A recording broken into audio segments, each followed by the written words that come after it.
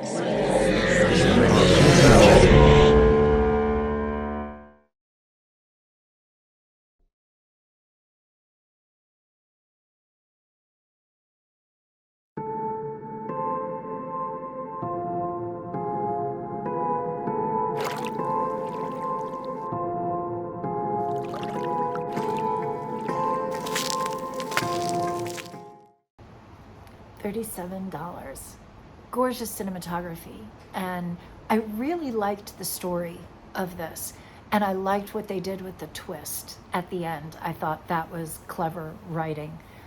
Nice with the focusing too, what they were doing camera wise, how they used point depth of field. First you were focused on the gun, and then you were focused on him, like all in one shot. That really stood out to me. I thought that that was great. I think that the music choices also were really good. The one thing that I would have liked to have seen, I guess, balanced a little bit better was the sound effects and the music.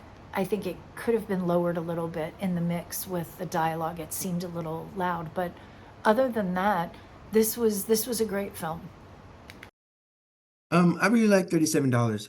I thought it was creative. As far as like, oh, you think you can get robbed, but this is not your average everyday robbery, and this is not gonna go how anybody thinks. Um, and I like that. I like that whole like debate. Felt like okay, almost close to like getting to a point where it's like, oh, we're not really talking about a robbery. We're talking about something bigger. You know what I'm saying? Guns, like issues in society, like. But we're using this little interaction to say something bigger, which I really thought was really clever, really well done. Um, and takes skill to pull off, I think, writing wise, at least for sure.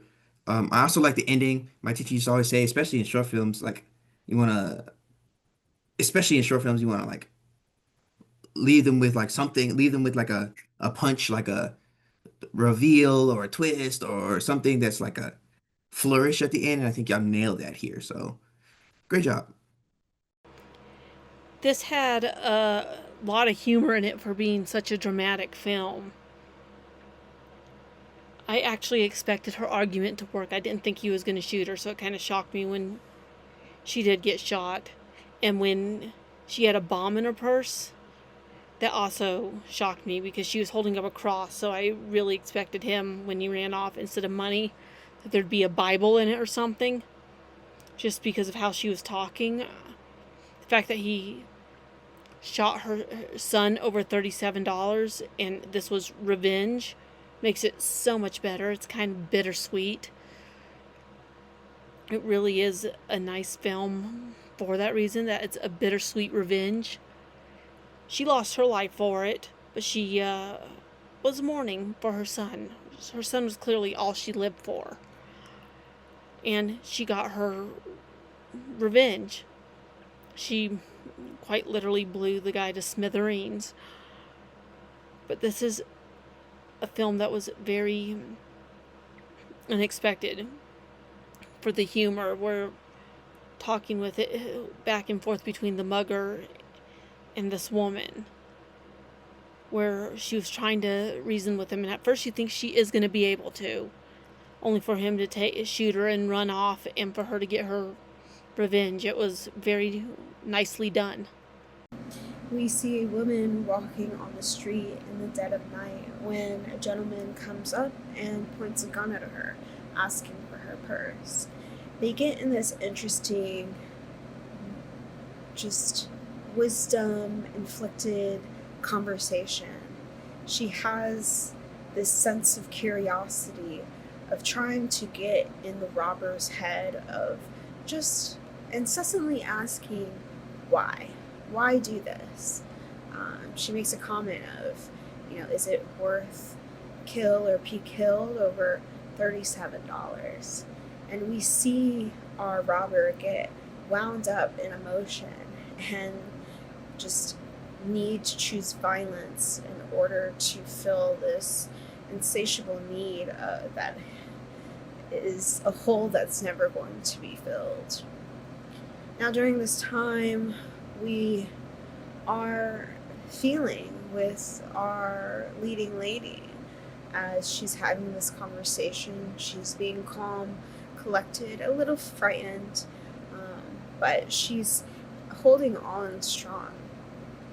And so when she's shot and taken down, we feel for her in that moment. And she says what's in this bag is more precious than money can even afford.